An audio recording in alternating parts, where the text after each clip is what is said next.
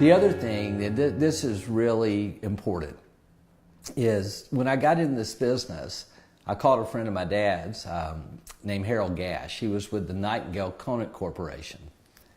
And I said, Mr. Gash, I'm going to go in the public speaking business, and my dad says that you're like a hero of his and that he's gone to a lot of your classes.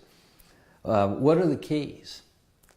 And he said, well, Paul, do you have a pen? This is really complex. I said, yes, sir, I do. He said, okay, write this down. Key number one is you have to tell engaging stories. I said, okay. He said, key number two, if that didn't work, you have to tell inspiring stories. I said, okay. He said, if that didn't work, you have to tell an uplifting story. I said, okay. He said, if that doesn't work, you need to tell an uplifting, inspiring, compelling, engaging story about your own life. The key to being a teacher is to be a great storyteller. He said the greatest teacher that ever lived was a storyteller. He taught with parables. He said stories move the world. He said, if you think about your youth, Paul, it all began this way, didn't it? Once upon a time. You grew up on stories. People read stories to you. Mom read to you. Dad read to you.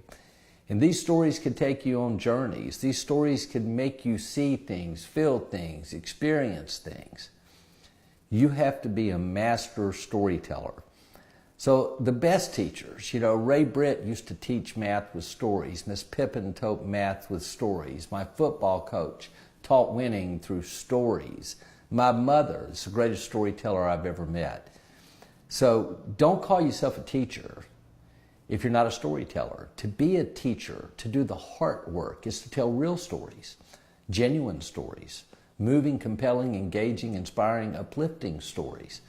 Stories that take your student on a trip, on a journey, that make them feel, see, experience things, create vivid pictures in the mind of a student. So you got to be a storyteller.